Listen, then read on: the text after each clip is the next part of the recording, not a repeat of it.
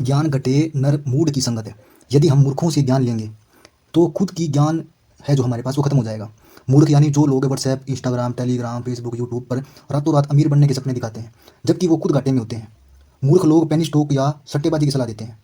ऐसी संगत से आपकी knowledge, research, technical, fundamental analysis सब खत्म हो जाएगा। आप गलत आदतों में पड़ जाएंगे। वैल्यू इन्वेस्टिंग जैसे सिद्धांतों को भूलकर रातों रात करोड़पति बनने के सपने देखेंगे और ओवर ट्रेडिंग या गैम्बलिंग करना शुरू कर देंगे। मूर्ख हमेशा शॉर्टकट ढूंढते हैं कि जल्दी से जल्दी करोड़पति कैसे बना जाए।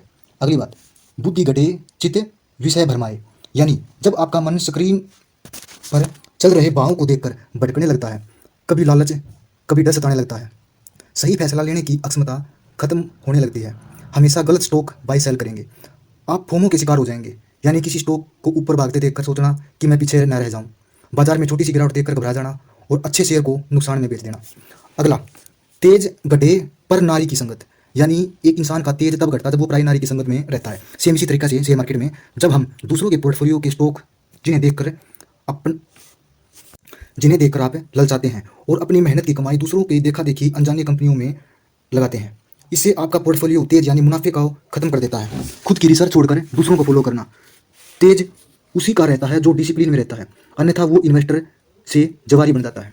बुद्धि घटे बहु भोजन खाए। यानी यदि इंसान लिमिट से ज़्यादा भोजन करेगा तो उसकी जो बुद्धि है वो खत्म हो जाएगी। वह भोजन यानी और ट्रेडिंग, यानी यहाँ शेयर मार्केट में भोजन, बहु भोजन यानी ज़्यादा मात्रा में भोजन किसको कहा गया है?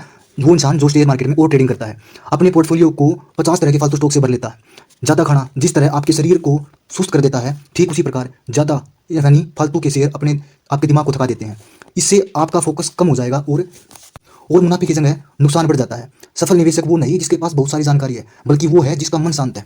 नेक्स्ट, प्रेम घटे नित ही कुछ मांगत। यानी जो इंसान प्रेम यानी बाजार से डेली सफलता यानी प्रॉफिट मांगता है, तो उसका बाजार के साथ जो रिश्ता है ना वो खत्म हो जाता है।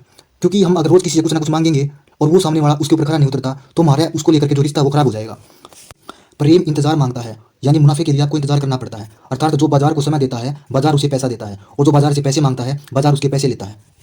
इससे हमारे जो रिश्ते हैं बाजार को लेकर के उसमें खटास आ जाएगी। जब आप बाजार से रोज मुनाफा मांगने की उम्मीद में आते हैं और बाजार उस पर खरा नहीं उतरता, तो आपका प्रेम और रिश्ता दोनों खराब हो जाते हैं। अगला है मान घटे नित घर जाए। यानी हम दूसरों की स्ट्रैटेजी सेटअप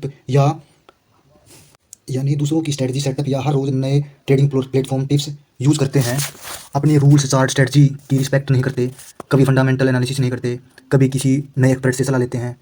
तो ऐसा करने से बार बार हम स्टॉक बदलते हैं, एक स्टॉक को छोड़कर भागते हुए स्टॉक में घुसते हैं। इससे न तो आपका पोर्टफोलियो स्टेबल हो पाता है और न ही मार्केट में आपकी रेपुटेशन बन पाती है।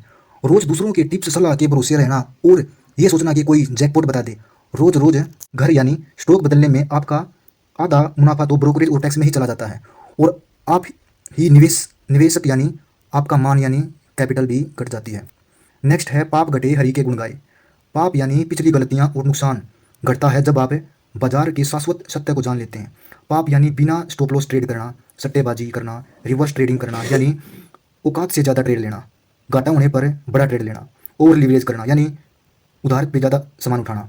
हरी यानी अगर आप धैर्य, discipline, continuous learning, risk management करने से पाप घटने लगते हैं। पाप यानी पुराने घाटे धीरे धीरे कम होने लगते हैं, आपका पोर्टफोलियो ग्रीन में आने लगता है, आप बुरे ट्रेड से बच जाते हैं। यदि आप हरि की भक्ति बिना फल के करते हैं तो आपको भगवान रूपी मार्केट आशीर्वाद के रूप में मुनाफा जरूर देगी। ये था इस दोहे का पूरा मतलब।